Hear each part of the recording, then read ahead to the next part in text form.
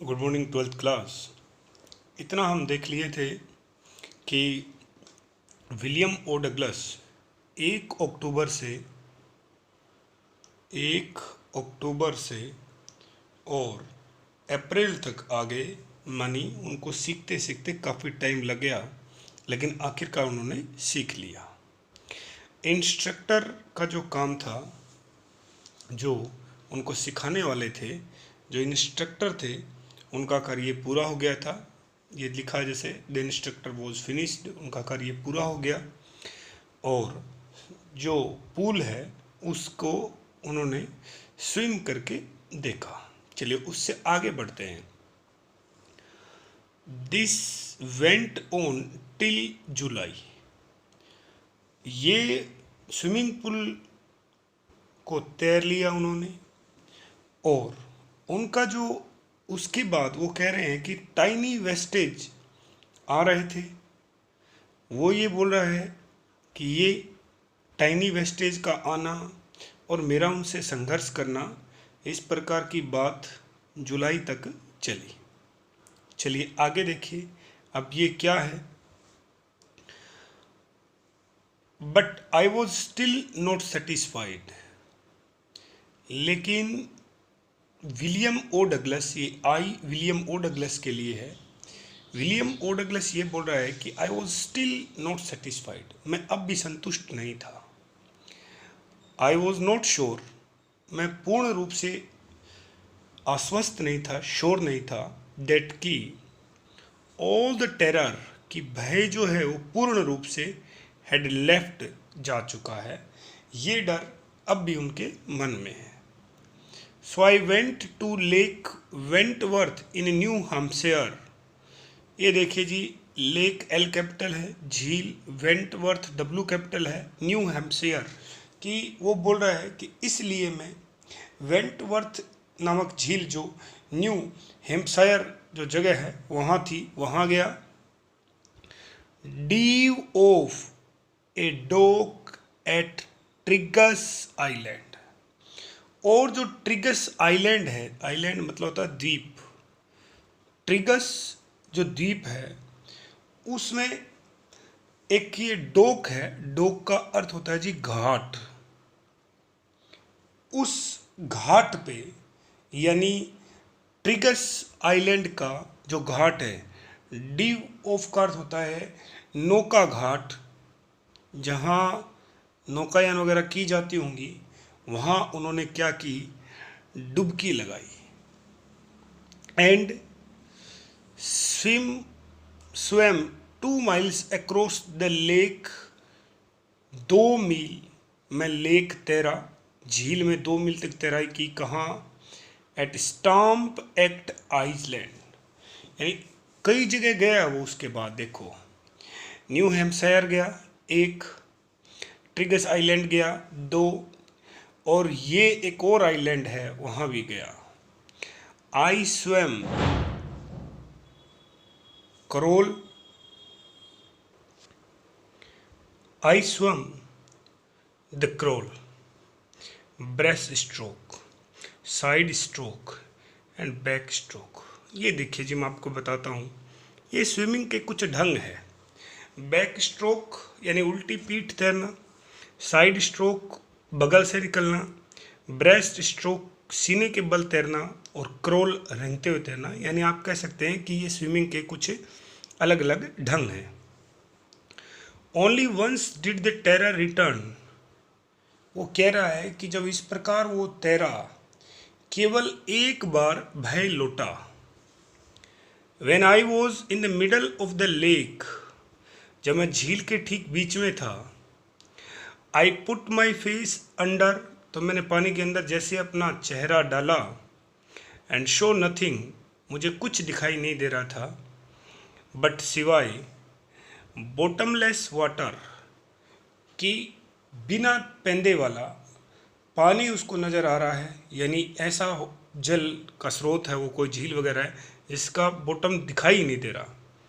The old sensation return, और उसी समय वो कह रहा है कि जब वो उसमें तैर रहा था, ओल्ड का अर्थ था पुराना, और सेंसेशन का अर्थ होता है अनुभूति, अनुभूति। और पुरानी अनुभूति क्या थी? वो डर।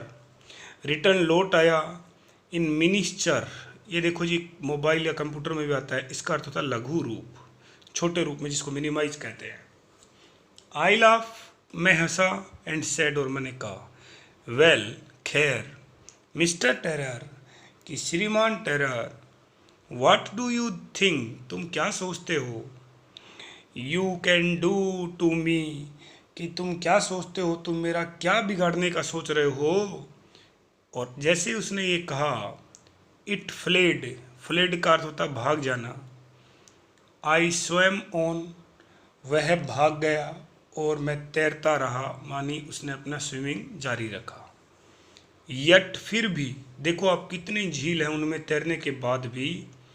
आई हैड रेजिडुअल डाउट्स, ये V2 है जी, पास्ट सिंपल है। मेरे पास अब भी क्या थे? रेजिडुअल थे। रेजिडुअल का अर्थ होता है बच्चे कुचे,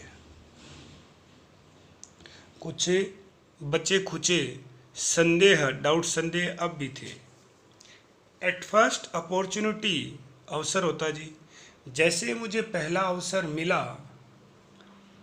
आई हरीड वेस्ट, तो मैं पश्चिम की तरफ दौड़ा, पश्चिम दिशा। वेंट अप, और गया टू द टाइटन, टू कॉनक्रेड मेडो। ये वो बोल रहा है कि जैसे ही मुझे अवसर मिला तो मैं कॉनरेड, घास के जो मैदान है, कॉनरेड मेडोज घास के मैदान होते हैं, उधर गया। टाइटन पर चढ़ते हुए, ये टाइटन वो कोई पहाड़ वगैरह है, वहाँ से कॉनरेड जो घास के मैदान है वहाँ गया। Up the Conrad Creek trail to, और कॉनरेड क्रीक ट्रेल का अर्थ होता है जी पगडंडी, पगडंडी। थोड़ा ध्यान से देखना क्योंकि यहाँ सिर्फ नाम आ रहे हैं, तो दोबारा बोलता हूँ, देखना। एट माई फर्स्ट अपॉर्चुनिटी, जैसे ही मुझे अवसर मिला। आई हरीड वेस्ट, में पश्चिम की तरफ दौड़ा, दिशा है उनके, पश्चिम में पहाड़ वगैरह हैं। वेंट अप द टाइटन, और सबसे पहले वो टाइटन पहुंचा, कोई पहाड़ी है। टाइटन टू, टाइटन होते हुए कहाँ गया? कॉनरेड मेडो, जो पहाड़ के ऊपर घास के मैदान होंगे वहाँ। Up the Conrad Creek trail to, और वो कह रहा है कॉनरेड क्रीक पगडंडी से कहाँ गया? मिड ग्लेशियर पहुँचा। ये मिड ग्लेशियर देखो आप, M है, G है, ये नाम है। एंड कैंप्ड इन द हाई मिडो, और मैंने क्या किया? कैंप लगा दिया, तंबू लगा दिए। कहाँ? By the side of Warm Lake, कि वॉर्म झील के बगल में हाई जो ऊंचे घास के मैदान हैं वहाँ मैंने अपना कैंप लगा दिया। कैंप का नाम शिविर होता है हिंदी में, तंबू गाड़ दिया। इधर नेक्स्ट मॉर्निंग, और अगली सुबह। आई स्ट्रिप्ड, और अगली सुबह मैंने स्ट्रिप्ड किया, यानी स्ट्रिप्ड का अर्थ होता है जी कपड़े उतारना, अपने कपड़े उतारे। डीव्ड, गोता लगा दिया या कूदना। इनटू द लेक, उस झील में, कौन सी? Warm lake. And swam across the other छोर, और दूसरे किनारे पर तैर गया। एंड बैक, और वापस आया। शोर का अर्थ है जी किनारा, इसको आप छोर कह सकते हैं। जस्ट एज, जैसा कि। डूग कॉर्परन किया करता था, यूज टू डू, ये डूग कॉर्परन किया करता था, वैसे ही एक बड़े अमेरिकी तैराक रहे हैं, उनका नाम लिया इन्होंने। आई साउटेड विद जॉय, कि मैं आनंद से चीखा। एंड गिलबर्ट पीक, पीक का अर्थ होता है जी चोटी। और पहाड़ या कुएं के अंदर जब भी आप कुछ आवाज़ बोलते हैं तो वो क्या होती है? रिटर्न आती है, वापस आती है। और जो गिलबर्ट जो चोटी है ने क्या किया? रिटर्न लौटा दिया द इको, यानी प्रतिध्वनि, गूंज। आई हैड कनक्यूअर्ड, मैं हरा चुका था, माई फियर, मेरे भय को, ऑफ वाटर, पानी का। और पानी का क्या था उन्हें? फोबिया था, डर था। द एक्सपीरियंस, एक ऐसा अनुभव, that a deep meaning for me, और जिसका मेरे लिए बहुत गहरा महत्व था।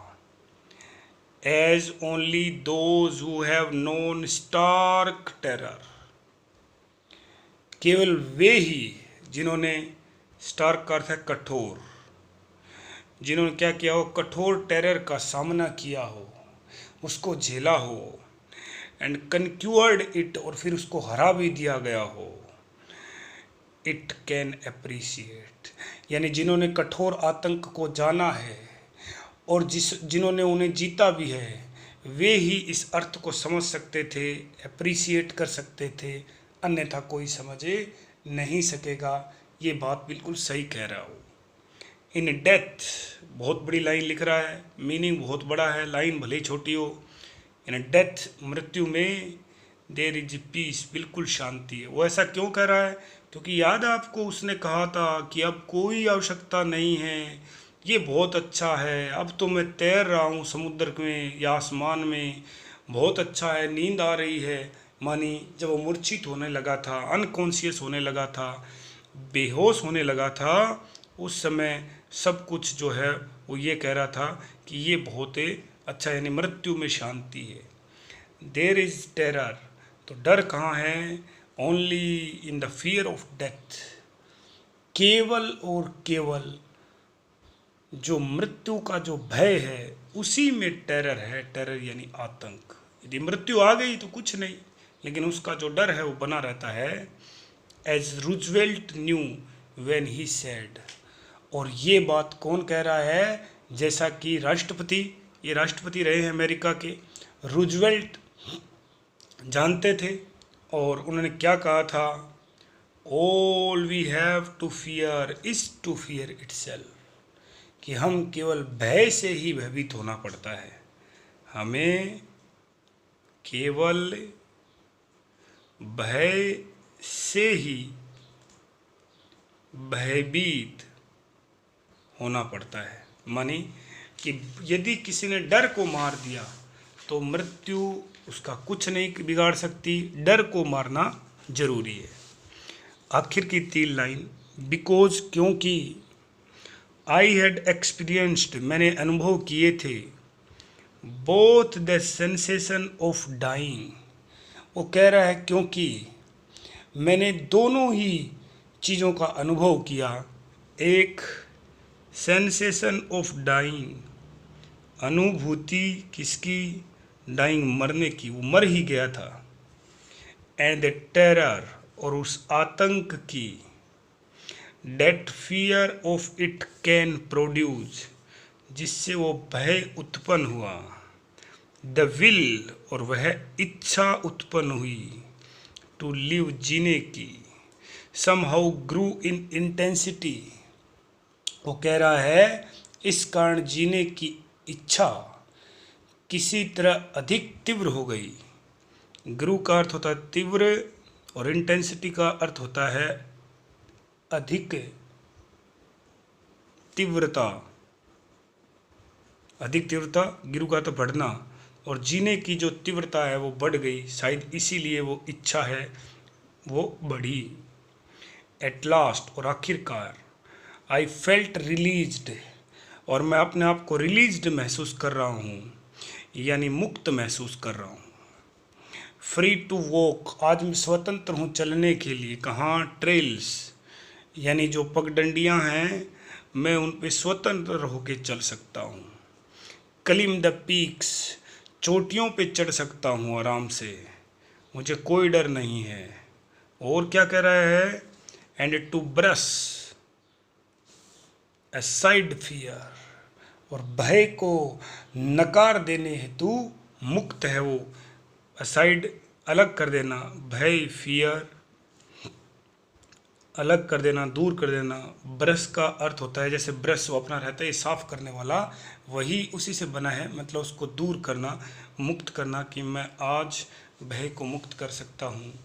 विलियम ओ डगलस, ये पूरा उन्होंने बताया है।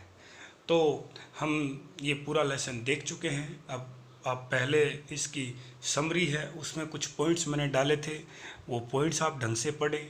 फिर ये 3 या 4 पार्ट में इसको लाइन टू लाइन मैंने करवाया है, वो आप देखें। मैं उम्मीद कर सकता हूँ यदि आप इतना करते हैं तो क्वेश्चन आंसर आपके लिए बहुत सरल हो जाएंगे, क्योंकि यदि ये चीज़ें दिमाग में रहें तो फिर क्वेश्चन आंसर कुछ नहीं, चाहे इसमें क्वेश्चन आंसर 14 हो, चाहे 15 हो, चाहे 20 हो, वो सरल रहते हैं। ये आपका डी वाटर कंप्लीट हो।